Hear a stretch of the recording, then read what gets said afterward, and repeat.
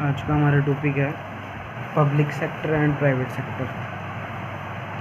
Private sector क्या होता है और पब्लिक सेक्टर क्या होता है। प्राइवेट सेक्टर वो सेक्टर होता है जिसमें एक इंडिविजुअल और ग्रुप प्राइवेटली काम करता है या गवर्नमेंट का हिस्सा नहीं होता, या मैं ये कहूँ कि कुछ लोग मिलकर काम कर लेते हैं, उसी को क्या कहते हैं, प्राइवेट सेक्टर कहा जाता है।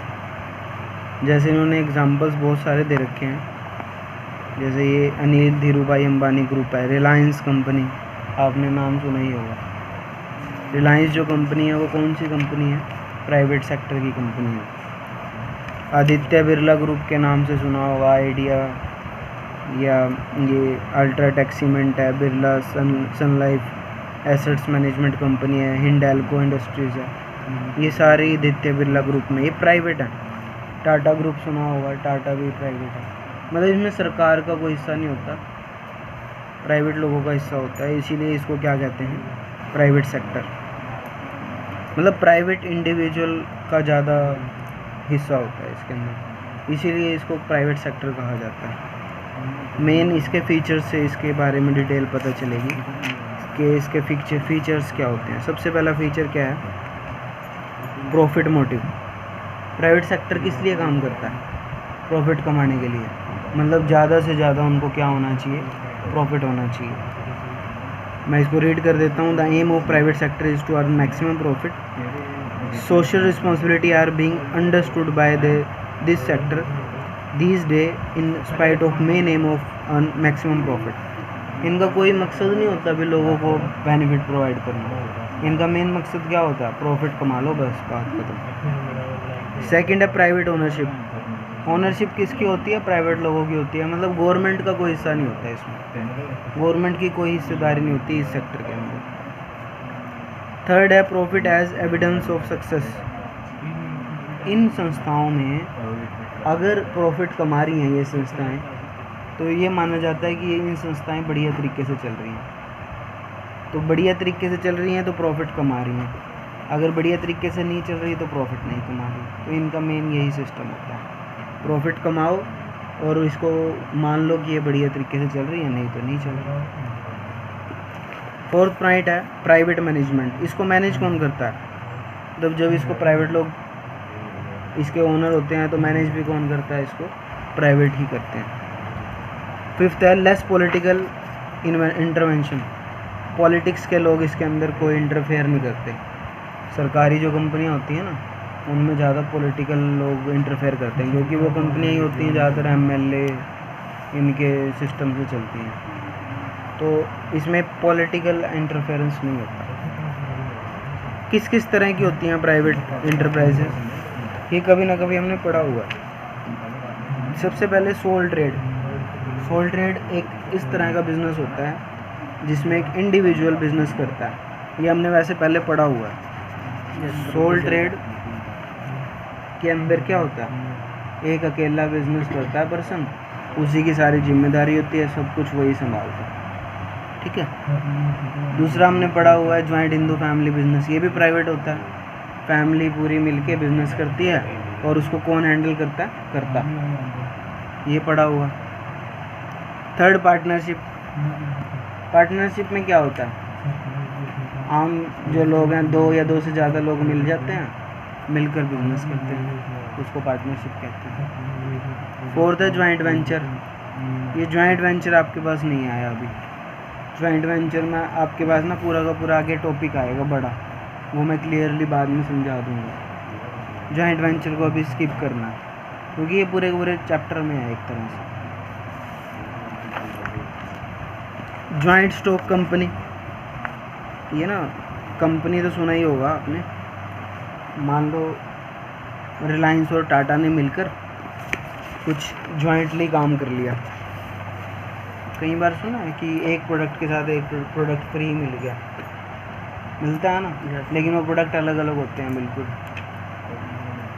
तो वो फ्री वाला सिस्टम फ्री वाला बनाने के लिए जॉइंट काम करते हैं, जॉइंटली काम करते हैं, मतलब मिल जाते हैं वो।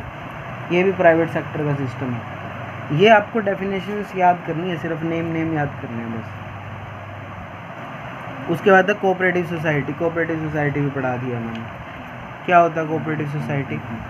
एक ऐसी सोसाइटी होती है जो मिलकर काम करते हैं लोग अपने मेंबर्स के फ़ायदे के लिए। ये सारे चैप्टर पढ़े हुए हैं हमने, याद करना अगर जिसने बिजनेस स्टडी पढ़ी है। ये सारे चैप्टर हैं, ये सारे चैप्टर हम पढ़ चुके हैं। आगे आ रहा है आपका पब्लिक सेक्टर। पब्लिक सेक्टर जो होता है वो एक तरह का ऐसा सेक्टर है जिसके अंदर जो पब्लिक का पैसा लगा होता है, मतलब पब्लिक के इंटरेस्ट के हिसाब से काम करते हैं। बड़ी बड़ी कंपनियां जो होती हैं ना, वो पब्लिक सेक्टर में उनका पैसा लगा होता है, इसीलिए उनको क्या कहा जाता है? Public company. जैसे बहुत बड़ी कंपनी का नाम ले लो किसी का भी, उसमें कुछ हिस्सा, एक हिस्सा जो होता है वो कंपनी के मालिक का होता है, बाकी सारा हिस्सा किसका लगा होता है? लोगों का। Public sector include those business organisation which are of public interest and which are control and run by the government. इसको कौन चलाता है? गवर्नमेंट चलाती है। पब्लिक और government enterprise have achieved an important place in economy of the country during, मतलब बहुत important होता है किसी भी देश के लिए। गवर्नमेंट एंटरप्राइजेज बहुत मायने रखती है। मैं अभी एक एक करके ना एग्जांपल्स दूंगा। पब्लिक और पब्लिक एंटरप्राइजेज और पब्लिक सेक्टर क्या होते हैं, जैसे ये ना पूरा बुक के अंदर लिखा हुआ है, ये MMTD limited, UCO Bank, State Bank of India सुना, State Bank, Punjab National Bank, वो सारे पब्लिक सेक्टर हैं। क्योंकि इसको कौन चलाता है? सरकार। और किस लिए काम करती है? पब्लिक वेलफेयर के लिए काम करती है, मतलब पब्लिक के फ़ायदे के लिए काम करती है, इसीलिए इसको पब्लिक सेक्टर कंपनी कहा जाता है। ठीक है, सारी डिटेल ये बहुत सारे दे रखे हैं। हिंदुस्तान पेट्रोलियम, पेट्रोल पंप देखे ही होंगे आपने, भारत पेट्रोलियम, नाल्को। ये नाल्को ना एक वो है, एक कंपनी है, लिमिटेड कंपनी, जो क्या काम करती है? जो स्टॉक शेयर वगैरह का सिस्टम होता है ना, शेयर खरीदने बेचने, उसको हैंडल करने का काम करती है। Steel authority of India limited, ये बहुत बड़ा राउरकेला में स्टील प्लांट है जो गवर्नमेंट चलाती है। गवर्नमेंट का पैसा लगा हुआ, पब्लिक का पैसा लगा हुआ है इसमें। तो ये सारे एग्जांपल्स दे रखे हैं पब्लिक सेक्टर के, और भी आगे एग्जांपल्स आ गए हैं। वैसे पब्लिक सेक्टर को पब्लिक सेक्टर क्यों कहा जाता है? क्योंकि इसमें गवर्नमेंट का हिस्सा लगा होता है। कितना हिस्सा? 50% से ज़्यादा।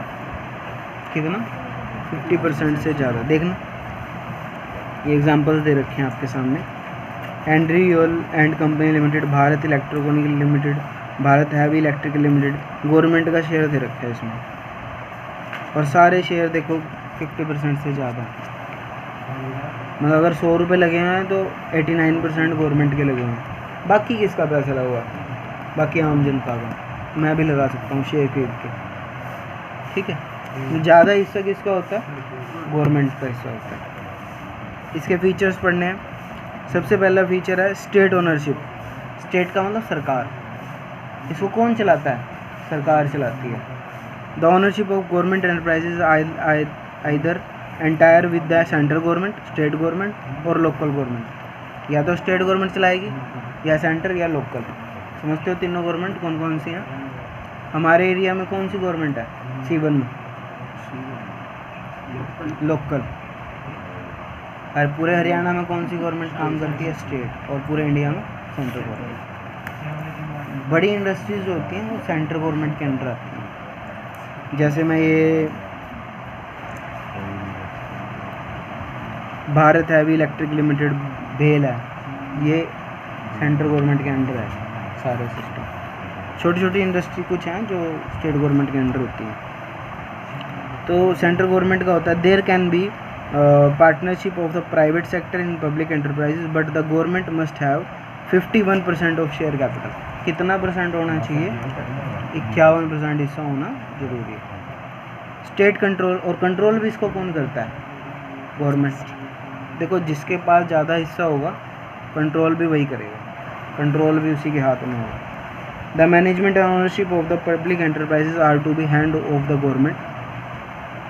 Some of the enterprises are established by government under its own department.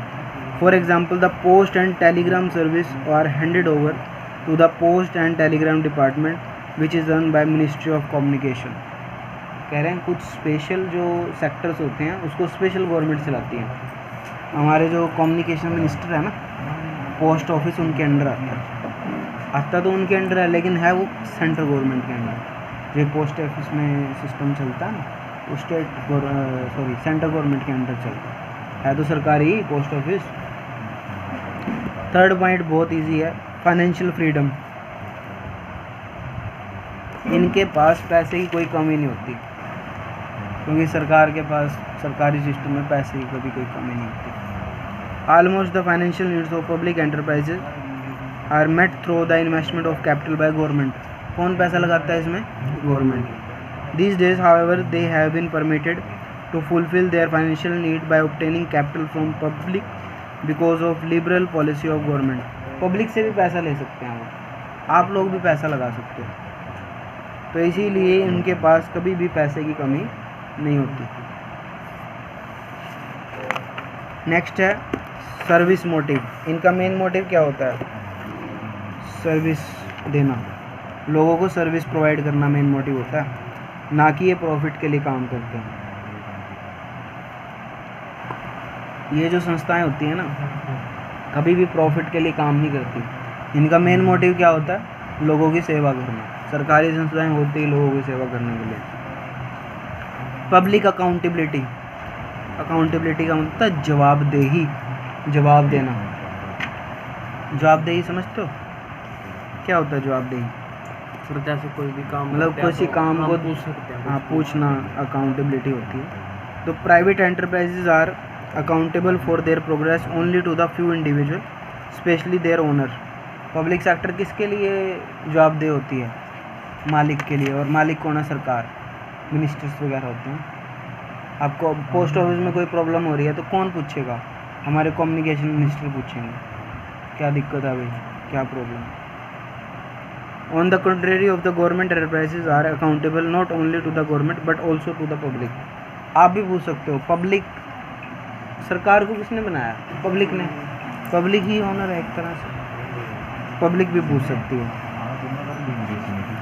Bureaucracy in management. Bureaucracy word सुना कभी? ब्यूरोक्रेसी. ब्यूरोक्रेसी का मतलब होता है